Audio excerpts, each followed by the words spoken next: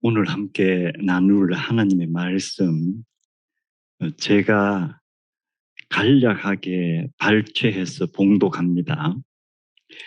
예루살렘에 시므온이라 하는 사람이 있으니 이 사람은 의롭고 경건한 사람이라. 성령이 그 위에 계시더라. 그가 주의 그리스도를 보기 전에는 죽지 아니하리라 하는 성령의 지시를 받았더라. 그가 성령의 감동을 받아 성전에 들어가니라. 그 NIV 버전으로 제가 한 번 더 읽겠습니다. Now there was a man in Jerusalem called Simeon, who was righteous and devout. He was waiting for the consolation of Israel, and the Holy Spirit was on him. It had been revealed to him by the Holy Spirit that he would not die before he had seen the Lord's Messiah. Moved by the Holy Spirit, he went into the temple courts. 누가복음에서 나오는 말씀입니다. 우리가 들으면서 세 번 같은 단어가 나오죠. 성령이 그 위에 계시더라. The Holy Spirit was on him. 성령의 지시를 받았더라. It has been revealed to him by the Holy Spirit. 성령의 감동으로 성전에 들어갔더라. Moved by the Holy Spirit, he went into the temple courts. 자, 성령, the Holy Spirit. 짤막한 구절에서 세 번이나 이 말씀이 나옵니다. 우리 신앙생활, 특히 기독교의 신앙생활은 성령이라는 어떤 존재가 없으면 우리가 신앙생활을 할 수가 없습니다. 왜냐하면 성령이 없으면 우리가 하나님에 대해서 알 수가 없고 예수님에 대해서 알 수가 없습니다. 오늘 시몬이라는 사람은 성령이 그 위에 있었고 그의 삶에 성령님께서 revealed, 계속 계시로 알려주시고 그리고 드디어 성전에 들어갈 때도 그냥 막 간 게 아니고 성령님께서 마음에 움직이셨다. 우리 성도님들 오늘 교회에 오시면서 성령님이 제 위에 계시다는 거 느낍니까? 지난 한 주 생활하면서 성령님께서 중요한 순간순간 무언가 나에게 가르쳐 주신다 체험했습니까?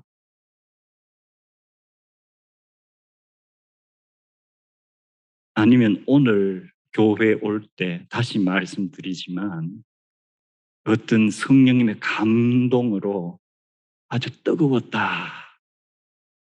오늘 내가 어떤 일이 있어도 교회에 가서 전심으로 예배를 드려야 하겠다 하는 어떤 그런 뜨거운 마음이 있었습니까? 한 가지 물어볼게요.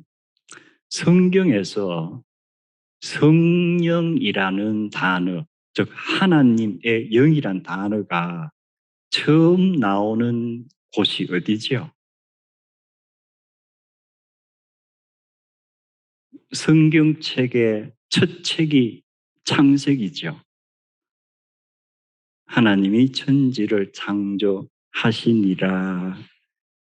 그리고 바로 이어서 무슨 말이 나옵니까?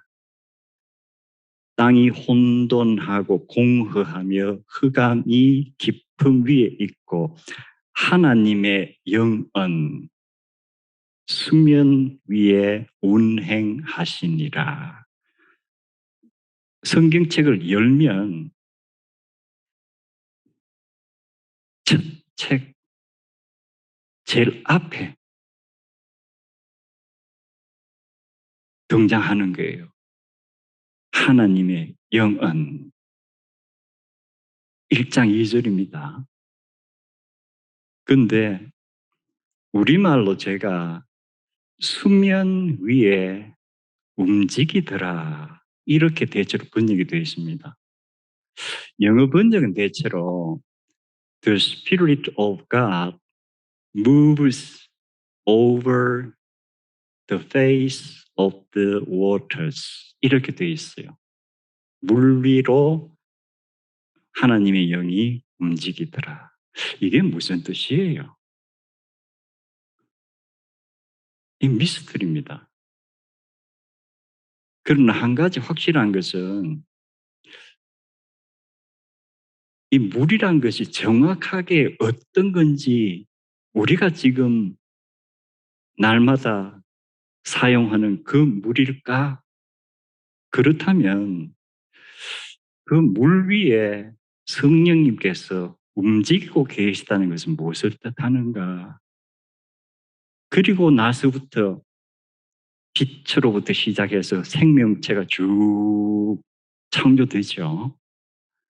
그럼 우리가 꼭 이 성경의 기술과 과학적인 내용을 비교해 보지 않더라도 우리가 상식적으로 물이란 것은 생명에 너무 중요한 것이다. 어떻게 보면 the source of life, 모든 생명의 원천이다.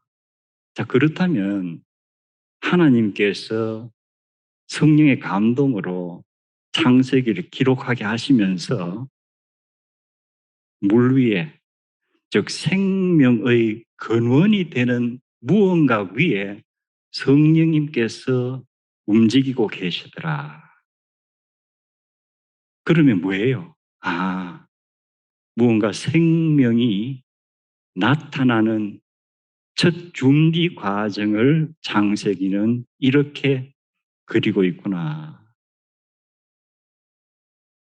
근데 더 중요한 것은 히브리어로 운행하니라, 움직이니라 하는 이 단어를 보면은 이 단어가 성경 다른 곳에서 몇 번 사용되는데 그때는 어떤 새가 알을 품고 있는 그 모습을 그린 겁니다.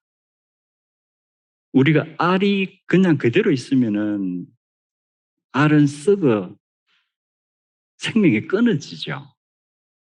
닭도 어미 닭이 달걀을 약 20일 이상 품고 있어서 비로소 병아리라는 새로운 생명체가 계속 이어집니다. 그것처럼 이 단어가 독수리라든가 새들이 알 또는 어린 새끼 위에 이렇게 날개를 파다닥 파다닥 하면서 지켜보고 있거나 아니면 그 알을 품고 있을 때에 사용하는 바로 그 단어입니다. 그럼 우리가 느끼는 성령이란 것은 생명이 태어나게 하는데 꼭 필요한 어떤 일을 하시는가 보다.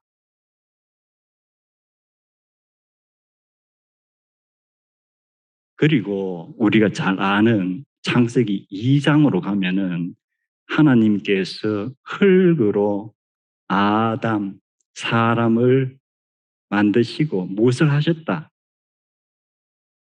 생기를 불어넣으셨다.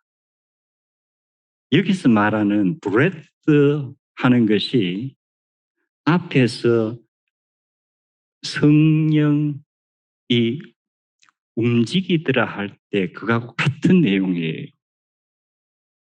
그럼 결국은 이 우주가 창조될 때 하나님의 영이 이 우주의 생명을 불어넣어 시작시키고, 그리고 그것이 더 단적으로 인간에게 하나님의 영이 불어넣어지면서 살아있는 생명체가 됐다.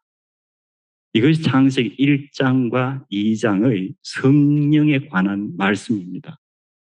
그러면 우리가 생명이라는 것은 하나님의 영이 없으면 시작될 수도 없고 유지될 수가 없는 것이구나. 그럼 우리의 신앙생활이 하나님의 영이 우리 위에 있고 우리 안에 있지 않으면 우리는 어떤 거예요? 산송장과 같은 것이구나. 너무나도 성경은 성령과 생명을 분명하게 얘기하고 있습니다.